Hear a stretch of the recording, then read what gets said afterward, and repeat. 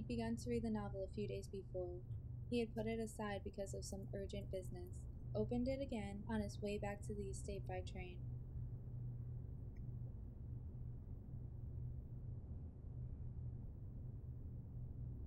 That afternoon, after writing a letter to his attorney and discussing joint ownership with the manager of his estate, he returned to the book in the tranquility of his study, which looked out upon the park with its oaks.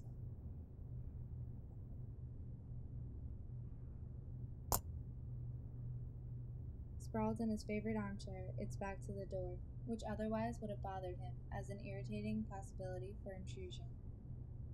He allowed himself a slowly growing interest in the plot and the characterization, and set to reading the final chapters. Without effort, his memory retained the names and images of the characters, and the illusion took hold of him. He tasted the almost perverse pleasure of disengaging himself line by line from all that surrounded him, and feeling at the same time that his head was relaxing comfortably against the green velvet of the chair, with its high back. Beyond the great winds, the afternoon air danced under the oak trees in the park. Word by word, immersed in the sordid dilemma of the hero and the heroine, letting himself go to where the images came together and took on color and movement, he was witness to the final encounter in the mountain woods. He had not come to repeat the ceremonies of a secret passion, protected by the world of dry leaves through the forest. The knife warmed itself against his chest, and underneath liberty pounded, ready to spring. A lustful yearning dialogue raced down the pages like a rivulet of snakes, and one felt it had been decided from eternity. It was beginning to get dark.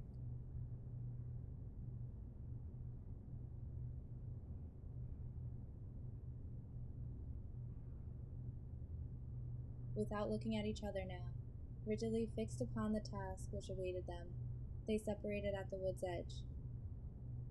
He ran in turn until he could distinguish the yellowish fog of dust on the avenue of trees leading up to the house. From this hour on, each instant had its use minutely assigned. Nothing had been forgotten. Alibis, unforeseen hazards, possible mistakes. The cold-blooded, double re-examination of the details was barely interrupted for a hand to caress the cheek.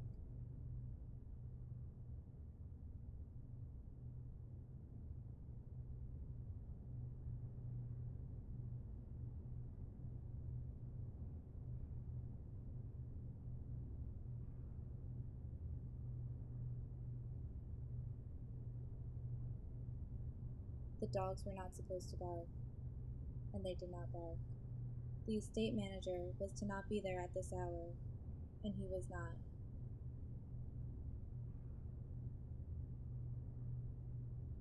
Through the blood pounding in his ears came a woman's words.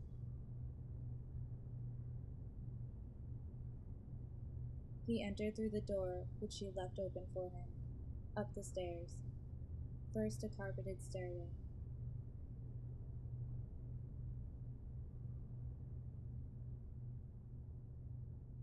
At the top, 2 doors, then a gallery. No one in the first room, no one in the second.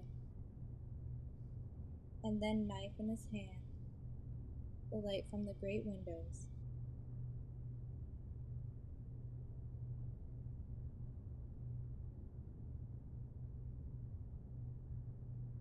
The high back of an armchair covered in green velvet, and the head of the man in the chair, reading a novel.